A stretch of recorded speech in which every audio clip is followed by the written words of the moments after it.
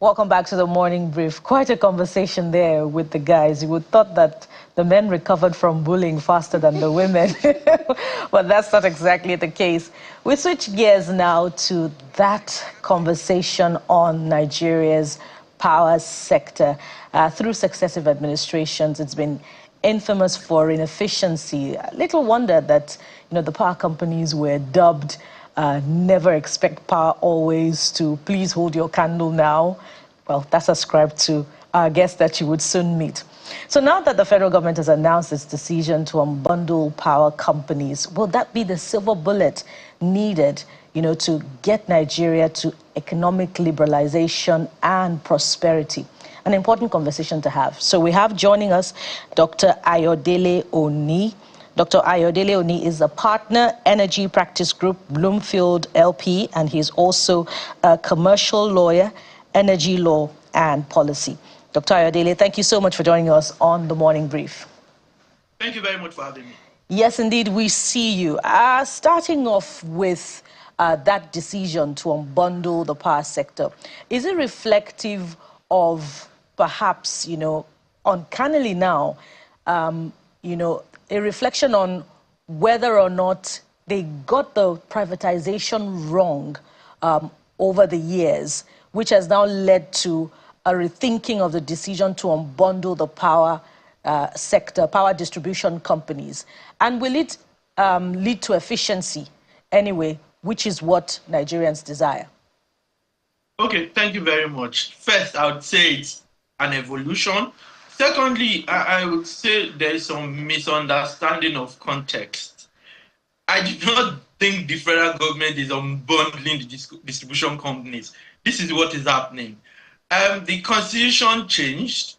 First, power has always been a concurrent item. It's just that the powers of state legislatures was limited to areas not covered by the national grid system. Now, with the amendment to that constitution signed off by the previous President Buhari, states can now legislate on generation, transmission, and distribution for the entirety of their state, provided it's within that state. With that, on the back of that, we then had the Electricity Act, stating that providing the process or procedure for states to take over their electricity issues and create an electricity market within their state, and then regulate that electricity market. Now, if you look at the process, one of the steps is for the distribution company or licensee, rather, covering that state to establish a subsidiary for that state alone. Now, many times the minister speaks, I think people take it out of context or do not understand, because for everything you do, there must be a legal basis. The government cannot just wake up and say, we're unbundling distribution. Question you ask is, where is that law to give you the powers to do that, right? What you have is that, and I'm sure you've seen some of these orders, the one for Enugu, for Ondo, and for, I think, Ekiti, where each of them can now take over the electricity sector, and they require, and the law, Electricity Act, requires that the distribution licensee for each of those states should set up a company that will be for just that state and will be regulated by the state electricity regulator. So I do not think that context is right. The context is that they have an obligation to do that. It's not the federal government unbundling in that sense. But yes, it's evolution.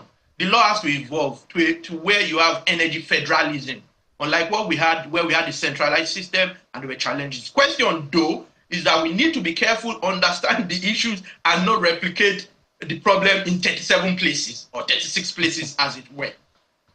Now, in this evolution, will there be more efficiency, which is what is desired? And this is why I ask this, because some of these distribution companies are said to be in debt and have been taken over by banks. So what difference would it make if they are reassigned to states? Okay, good question. The issue always is whether a centralized system where there's so much power at the center controlling so many things, it will have sufficient capacity, sufficient finances to do that. Now, For me, that's the fun of federalism. In a federal system, each state does have, is given the powers, the opportunity, the right, the privilege to do as much as it can possibly do. For weaker states, you will then have the federal government still supporting them. Now, if you have states that can encourage private participation and are attractive enough and have sufficient technical capacity and people who can actually do the job, yes, it would make sense to just have one company in that state, or a few other companies, if you have independent electricity distribution networks that are being governed or regulated by a regulator for just that state. Unlike a system where you have a behemoth doing so much across various states. So I think, going back to your question on privatization, I think privatization was a good thing, but in hindsight, maybe we could have done it differently. You understand? But you'd always have that. It's when you've done it, you've seen the issues that you can then begin to analyze the issues. So it may lead to more efficiency in some states. I do not think every state will succeed. I think some states are assuming it's straightforward. It's about just building power plants. I think it's much more than that if you're going to have an electricity market. And I think more states should have a retail market than even looking at what will be the wholesale market. But you can have those debates. So I think it could lead to, in some states, but not in every state. And I don't think it necessarily solves all the problems. I think it may be a part of solving the problem to an extent, and to an extent only. Because liquidity is always crucial. If that's not dealt with, like if consumers don't pay, if you have illiquidity, if you have tariff issues, then it wouldn't solve the problem still. If people don't invest, there's need for new money in the sector. If we don't get new money, we will have the same problem. I would like you to, because it's also not very cheery to hear. I know you're speaking as an expert, and so you want to be as honest as possible. Not cheery to hear that this breaking down, if you allow me to use that word, to different states doesn't necessarily mean it will work across all the states. So maybe you begin to give the states a bit of a toolkit as to how to prepare for what's coming, so that every Nigerian enjoys basic, I'm going to say that again, basic infrastructure or utility like power. Because if we fix that, just like what the internet did to revolutionize democracy and opportunity in terms of enterprise, I believe that if we fix power, a lot will change in the country, and some of the struggles we have may be reduced.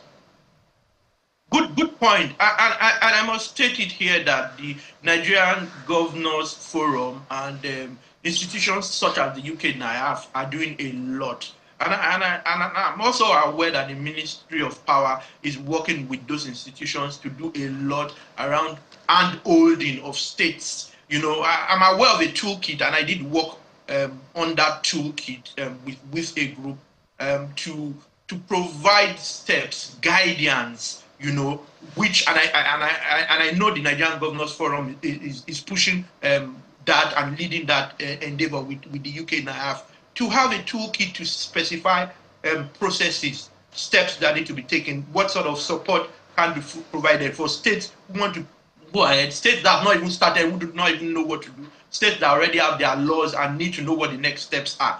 There is that, and we've never had an issue with brilliant ideas, brilliant people. The problem and the devil is usually in the detail of implementation in Nigeria. So I think that some states should.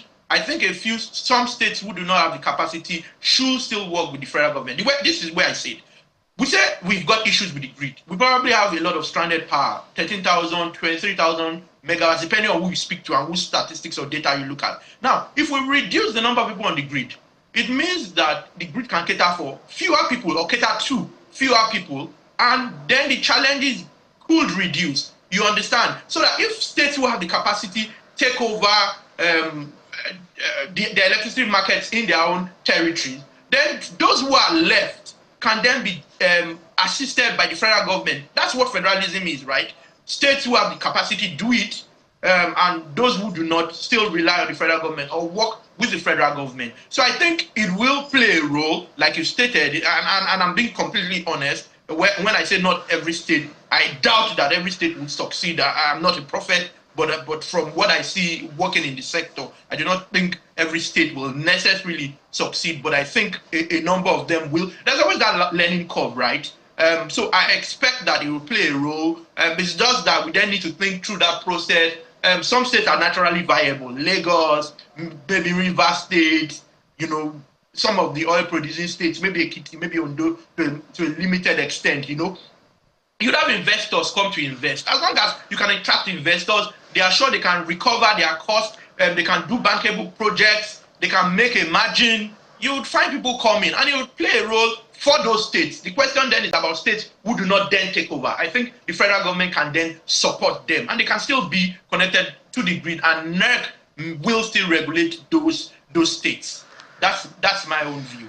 It's quite funny. This conversation we're having has nothing to do with security, but it's just reminding me of the state police conversation. These states will not be able to pay. They are not viable. And you're just like, maybe all of our challenges, we can just approach them with the same formula, but obviously not. These challenges are different. And for the power situation, I'm glad you are an expert and a lawyer at the same time, so you can look at the law and you can also dive deep into the sector as we're doing right now. Nigerians barely a month ago got the notification about a hike in tariff for Band A, right?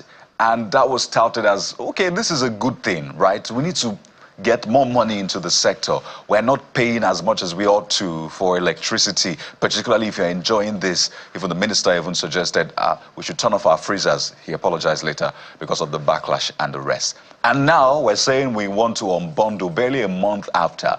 To the average Nigerian, this might seem as though, are we confused? Why are we, is this trial and error? Just barely a month ago, you said it was a tariff issue. Well, now I say, oh, it's not just tariff. We need to unbundle. Mr. Oni, is it confusion? Is it just trial and error? Are we just trying to throw everything at it, even the sink, just see whatever is going to work? Because when you look at it, you don't see a consistency, a pattern to this. Okay, that's a pretty good question. I think it's a potpourri of issues.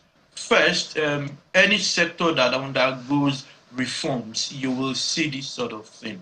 Question you should ask is, what's the overall policy? The overall policy determines the steps you will take. One. Secondly, when you have a change in personnel, the current minister wasn't minister 2 years ago, right? It wasn't probably minister a year ago, I think. I think it's May 12 last year, or June, or whenever they became ministers. So some of these ideas will change. And also you have to take into consideration the fact that the law has changed. Now, the law has some requirements. One of those requirements is that what you term unbundling for each state distribution licensee. That's one. Secondly, with respect to that banding, that's a different conversation. And I'll explain what that is. Prior to this time, there was a lot of complaint around people not having electricity, and you would say your billing isn't appropriate, you don't have meter, so there is estimates. Now, what the regulator sought to do from like 2020 was to ensure that we have a service-based tariff system, so that if you get high-quality service, you pay the actual, a better price, or the near cost-reflective pricing. But there was a difference between what the tariff was and what individuals were paying. Government was paying that difference. That's where the subsidy was. But the inability of government to be able to afford meant that government was asking of paying that difference, and individuals, starting with Band A, will begin to pay all of that sums themselves, rather than it being 225 naira, but you pay 60 and government pays the difference. Government says, no, we can't afford it anymore. It's tripling, it's quadrupling what we should be paying. So I think that so much is happening that it's not so much about throwing the sink at the problem. It's about the fact that we're going through reforms, and so many things that have been done that haven't quite worked, because it's multifaceted. The problem is, from a tariffing point of view, from people not wanting to pay, tariff wasn't adequate. From discos, some of them having marketing discipline and maybe even corporate governance issues, So you need to deal with these issues one by one. And it's difficult to focus on just one issue and deal with it. By the time you come back to the next issue, it's gone way out of hand. So I think what the government has been doing, what the ministry has been doing, is to select those issues and deal with them as they come up. For example, the ministry is working, and I'm not holding fault for the minister. I've said some things he'll probably not like also, but I think they're working on a policy, integrated policy. I've always said if we do not integrate stuff with what's happening with different states having their discos and taking over the market, it'll be chaos. You just hear that this state is saying they'll be using 110 volts, that state is 220. So working on policy, as they work on policy, which is the overarching thing, it then determines what steps will be taken. And those steps are already being taken. But Mr. Oni, pardon anticipation. me. Mr. Oni, pardon me, just quickly. Ever since that tariff increase, has there been even 1% increase in supply? I know the answer, at least for me, but has there been even a 1% increase in the supply of electricity to Nigerians? No, and those are some of the challenges. I do not think there's been an improvement in terms of available capacity, but yeah, so that's where the problem is. There definitely are problems with that decision. You know, you can, for example, argue that discos are going to concentrate on those people. You can have the different arguments. Even I have raised issues about that banding, because there's the good, the bad, the very ugly around that issue. But it's not some, see, the power sector has long lead times for many of these things. So you wouldn't see an immediate result. We've been saying this for a long time. But the truth is that I think we're closer than we've ever been. But however, you won't get it today. And I'll give you a bit of history. The last time we had a major upgrade of the grid was around 1985, 1987. Until you had a Fashola come in and start a number of transmission projects. So these things, if you abandon something for 20, 30 years, in 5, 10 years, it's easier to destroy than to build, right? So now imagine destroying for 30 years. It's not going to come up just one day. I know everyone's tired of all of these excuses and complaints and explanations. They really ultimately, to the common man who wants to just see electricity, they don't make sense. What I'm saying now will not make sense to some people. But from a technical point of view and from being completely honest and realistic, this is what it is. And we can't really do much than what's currently going on. For example, for a long time, you did not have an energy management system. You did not have SCADA that work, that's supervisory control and data acquisition, where you can detect where there are issues, likely issues across the network, and be able to quickly resolve it. If you don't have that issue, if you don't have those, if you don't have spinning reserves, when a major power plant shuts down, you don't have another one immediately kicking in. You would always have grid collapses. You know, if all of this were abandoned for 30 years, you wouldn't have it in 5 years. You wouldn't have it in 10 years, particularly for a country whose income is dropping very drastically. Yes, things are looking up now. I mean, from an economic point of view, or seem to be looking up. I listen to Mr. Bismarck Rewani every now and then, but for a long time, it seemed like sad news, bad news, bad news. More recently, looking up. But the truth is that you cannot take the power sector in isolation. You need to look at economics. Okay. Pardon me, sorry to interject there, but it's needed at this point, particularly because of the direction that you are now headed. It makes one, you know, tempted to think that it's a sector that is jinxed with so many problems. And we could also ask again if the ministry, you know, as currently constituted and supervised, has clarity about the issues, really. You talked about the need for funding to go to that sector. Under the current budget, 344 billion naira has been allocated to the power ministry. And according to reports, it's a 43% increase from last year's budget. So what should we expect that this funding will be going to if we have consistent power grid collapses that has been attributed to lack of maintenance of the power equipment, this gas stations all over the country? You've partly answered that question. I do not even think it should end with public funding. I think we need to be able to attract private sector investment and foreign investment. Question I'll ask you, How many foreigners do you see in the sector? Almost none, right? Because there's something fundamentally, or there's been something fundamentally wrong with the sector. The average foreigner goes to where there's money, right? Once they are sure they're going to make money, look at the oil and gas industry. You see a lot of foreigners, right? But the power sector, so I expect that this will be used for backbone infrastructure. But in terms of taking it further and ensuring that we get to where we are headed, we need private sector investment. If you don't get private sector investment, government cannot do it alone. Government has been throwing money at the problem for a long time, but it's not been resolved. So it's not sufficient that but there's the we Siemens, have government funding. Dr. Oni, there's the Siemens partnership, or is Siemens a non-player? Siemens is not really a player. It's intergovernmental, and you've got Siemens playing a role in improving largely transmission and distribution infrastructure. I understand that there have been delays.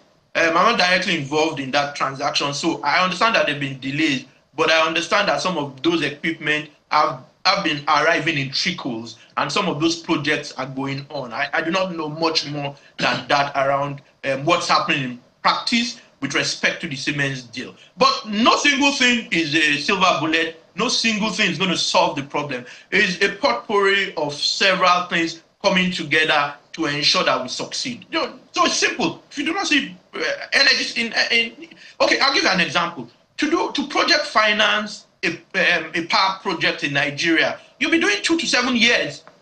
To reach financial close, you'll be doing 2 to 7 years. You can imagine, you know about Professor Batnaji's project. I don't remember the name now. 20 years. So it's many things coming together from political leadership historically to even ourselves not wanting to pay for electricity, and to marketing discipline by the discourse. So it's many things. We need much more than technical, economic, financial. We probably need psychological help. We probably need reorientation. It's many things coming together, sir. We wouldn't solve it by one thing. Ms. Oni, a couple of questions. Don't you think there's a responsibility on the government side to at least show goodwill and show some level of honor in terms of their commitment? I'll backtrack to what Kayode asked. For instance, they woke up and say, oh, Band A, you're going to get between 20 to what hours of the day, but you need to pay higher for it. And we've not seen improvement. When you see that, why should you be encouraged to do anything further? Because that's basic. And there's no apology, no explanation, nothing. I come here almost every day complaining about this power sector. Literally, I call out all of them: NEC, DISCO, GENCO, Transmission, Ministry of Power. And people are paying more, are not seeing the power. So how do you want to, before you start calling investors, how do you want to encourage the people that will sustain the investment? Can you speak to that? Okay, that's a fair point. First, historically, government hasn't kept its promises. And when I speak to government, I do not necessarily mean this administration. Government as a continuum. From the time of privatization, making promises around the transmission network and all of that. So you're right, government does need to keep its promises, but with respect to banding and all of that, it's NERC. Now, when you speak to government, unless you do not mean the executive and you refer to NERC, NERC needs to enforce its rules. That's one thing that's a challenge I've always had with NERC. NERC does have some of the most intelligent policies, regulations in particular, because policies is by the Ministry of Power, right? Regulation, NERC. Enforcement has been a challenge. There are opportunities, and I like that you are doing it. There are opportunities for people to call out both the regulator and the investors in the sector. If you're not getting 20 hours and you're paying 225 naira, write in the press, make it known, make a lot of noise about it.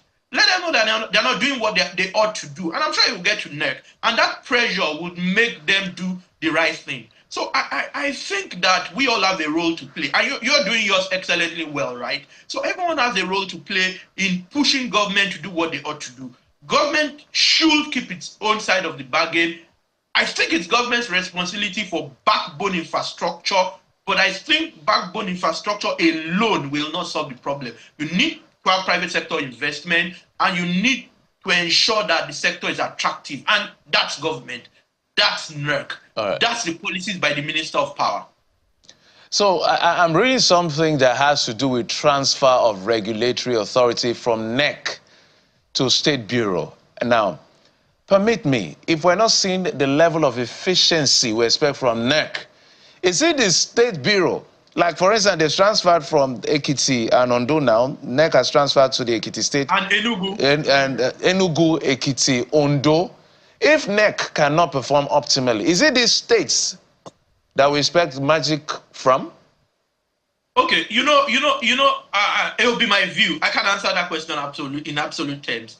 I think that you can look at it from two perspectives. You can say that this is a smaller area to deal with, unlike a situation where you had NEC dealing with several bodies, several people, several licenses, all sorts. Now you have states, if they get the best heads, to be honest, it may be better because you have something smaller to deal with only within your territory. But it may also be bad if you have state governors interfering. If you have political interference, it'll be worse. It'll be way worse. Those are the concerns. And those guys who started it will go back to NERC. So it could work in either way, to be honest. If you have the best guys, no political interference, it will work. If you have, it could work, particularly if you get investment. If you can't get investment, it won't work, regardless of who you bring in. Now, if you have political interference, it won't work, regardless of what else you do, right? So that's what it is. Your guess is as good as mine, right? I don't know what the answer is. It depends on what steps. The answer is factual. It depends on what steps they take, and it depends on what that does happen on ground, which I don't know. I'm from Ondo State, but right.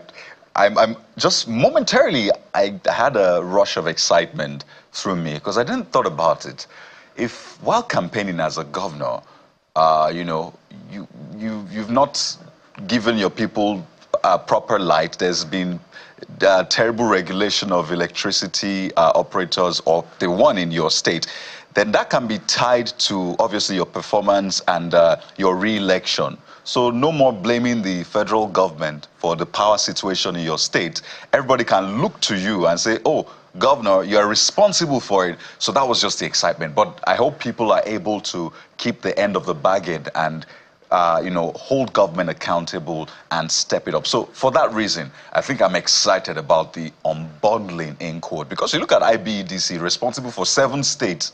I mean, that is huge, unthinkable. You imagine how well they're able to manage that. So this is talking to people. I hope they're able to hold government accountable. But before that, Dr. Oni, let's talk about where we're at right now, particularly the banding or the bandaging, as the case may be now. So you have, there are different categories, right? Different bands, and there's a minimum supply.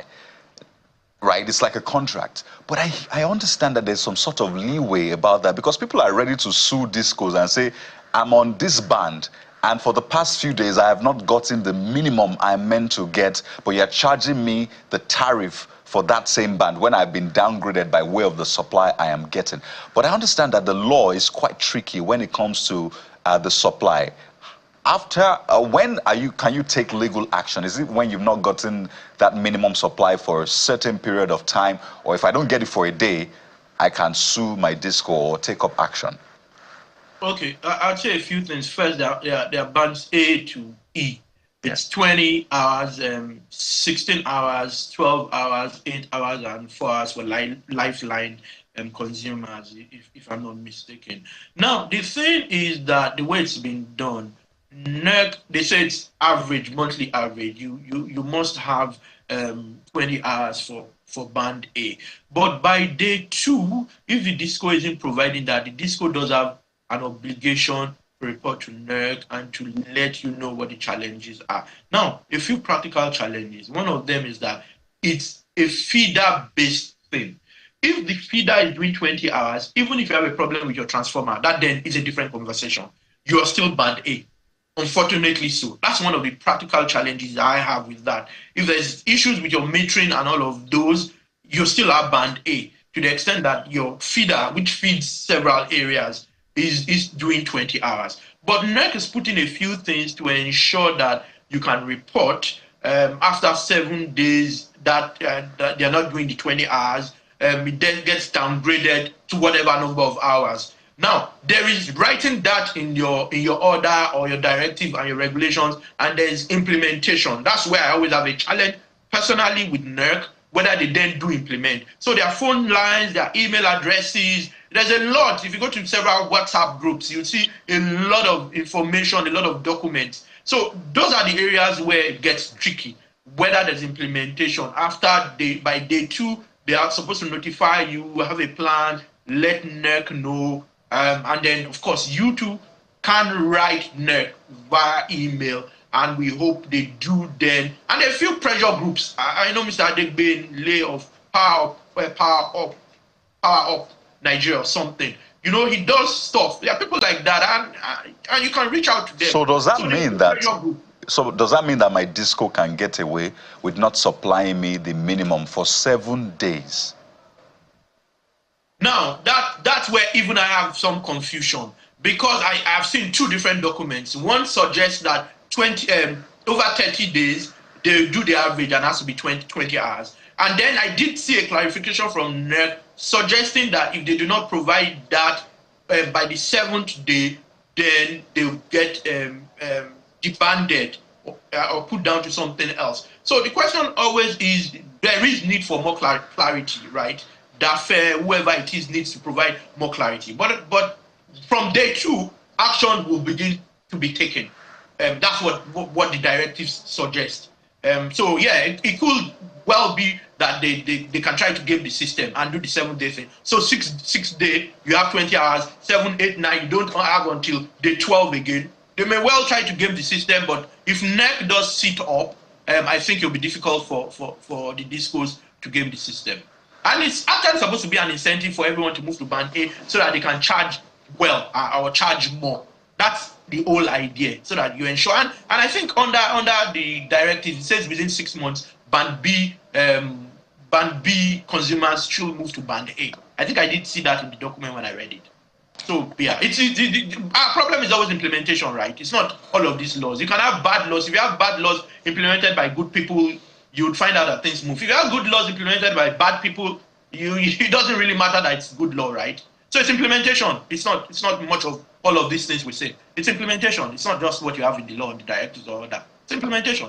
Absolutely. And Dr. Oni, you can't say that enough. I like the optimism that flowed from the last 2 questions, particularly on the strength of Jeffrey's poser about what would change with the ceding of authority from NEC to some states. And you talked about how if political interference were expunged from the scheme of things, then things should work. But Dr. Oni, I'd like to, on the strength of that, remind you of some of the things that you said during our last conversation with you about the illiquidity of NBET, which is like the middleman between GENCOs and DISCOs. You also talked about how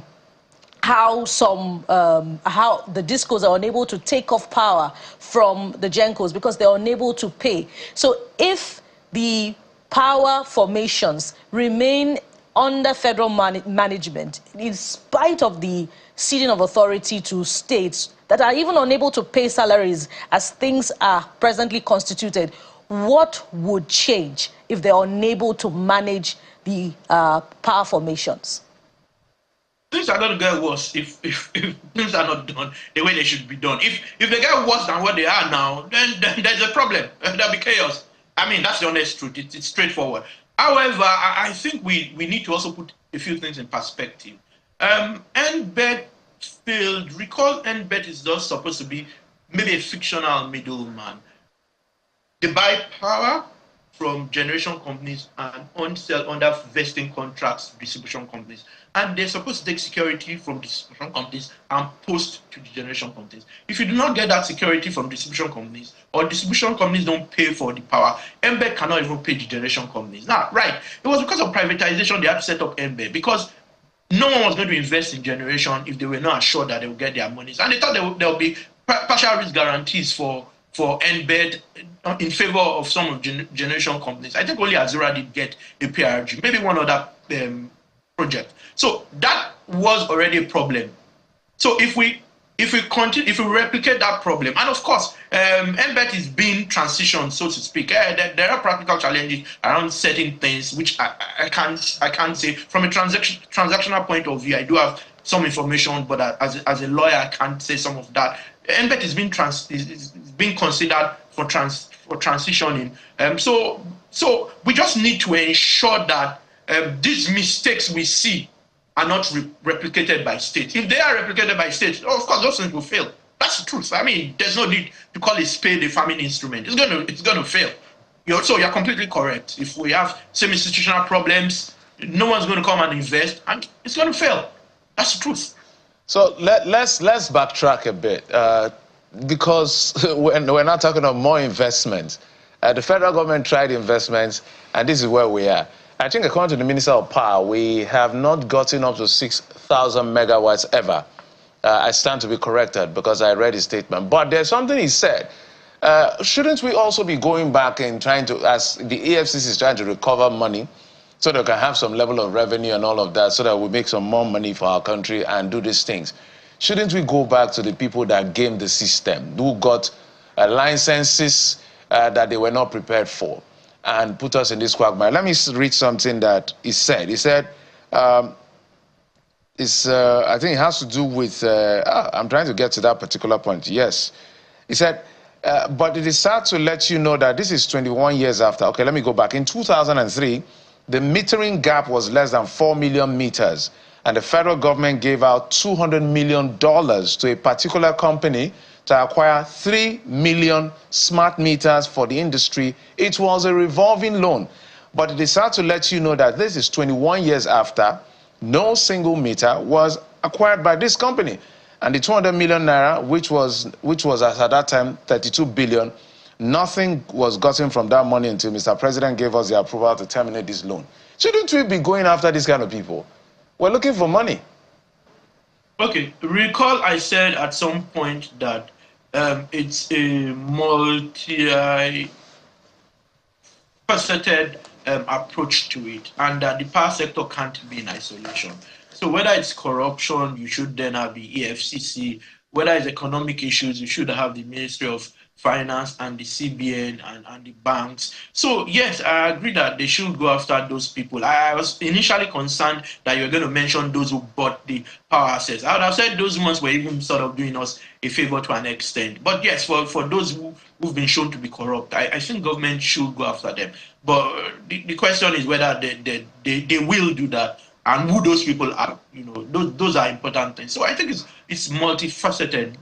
The approach cannot be just a single approach, and we need various institutions of state to collaborate to achieve any semblance of progress. No, the reason I was asking that question again, which I want you to maybe expatiate on, is the fact that this was done. I looked at the facts of the matter.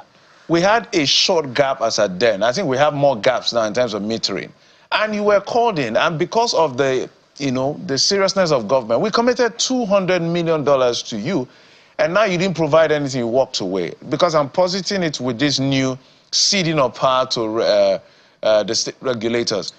If we don't go after these people, we've established a precedent here, a culture of impunity that this country has been suffering from. Yes, that's very correct. I think that's very correct. If you do not do that, then you establish a precedent, and everybody else is going to say, okay, I can always get away when I do this kind of thing. And you know, the honest truth is that there are precedents. There are people who've done terrible things and they just get a slap on the wrist. So I think that government should not only speak, government should walk the talk.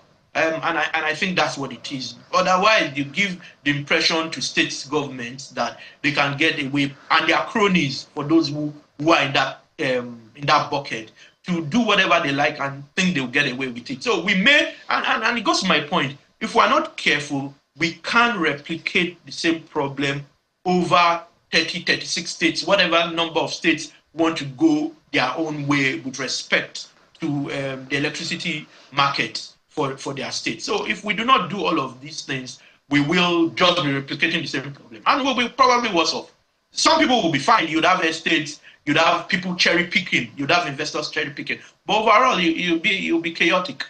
So we need to take those steps that you've suggested. So you've answered some of that question yourself. Right. Again, I think it's a good thing to an extent. It should make everybody sit up, because at that point you now have people, as you said, cherry picking. Say, I want to go to this particular state because there's, consistent power supply, there's better regulation, but of course it will make that place more expensive as well. You know what? Let's talk about the now, because today now we know where we're at. The Minister of Power yesterday, the House of Representatives has been doing this meetings on different issues. They had on state police and they had on power, and the Minister of Power, who was there, actually blamed the current epileptic power on power sector operators. Some will say, yes, tell us what's going on. For some other people, don't just blame what is being done as well. Perhaps that's why you see this unbundling and the rest. So we know that then when there's no power, they will say, down NEPA. We know who we blame. We blame NEPA. Today, who should we be blaming so we can, again, point direction at the right place? So now that we're having 2 hours of power daily, who should the blame go to? A lot of people say, where's the Minister of Power? That's what they ask. Some other people say, no, it's NERC. For some other people say, no, it's the discos. Discos say, no, it's TRAT. You know what? Who should we blame so we know who to also direct our prayer points towards? Okay, I think I'm as confused as those asking those questions, because it would depend on the reason for lack of power. Is it a grid collapse? If it's a grid collapse, then you'll be looking at the Transmission Company of Nigeria to an extent, because you do not even know the facts. If it's your disco just messing around with your transformer and your metering arrangement and poor infrastructure, then it's a disco, and maybe partly NERC, because NERC does have a role to whip people in shape, right? So I think to a very limited extent, the GENCOs, I do not think our problem in Nigeria is generation. I think the problem will be around, historically, and that's improving, around policy, around enforcing regulations, and around transmission and distribution. If you have strong distribution, strong transmission, the country will be filled with generation plants. And you remember a few years ago in Europe, they had more generation than they required, and they had to start looking for how to export power and to bring some of those generation plants to Africa and elsewhere. So I think it depends on the fact, and we don't know what those facts are. So ultimately, people will blame government, but I think it could depend on why you do not have power. Could be a local issue with the distribution network, could be transmission, and then the government, and could be NERC just not doing what they should do as a regulator. Well, Dr. Oni, it seems like a behemoth of problems, but I'd like to believe that it's not impossible for Nigeria to solve them. But we'd like to thank you very much for your time on the program. Dr. Ayodele Oni is the partner, Energy Practice Group, Bloomfield LP, and is also a commercial lawyer, energy law and policy. Thank you so much for your time on the program. Thank you for having me. So now we'll subpedal on the serious issues and celebrate a very beautiful young individual that Akaude says has moved from playground to playing the sax. Join us again. We'll be right back.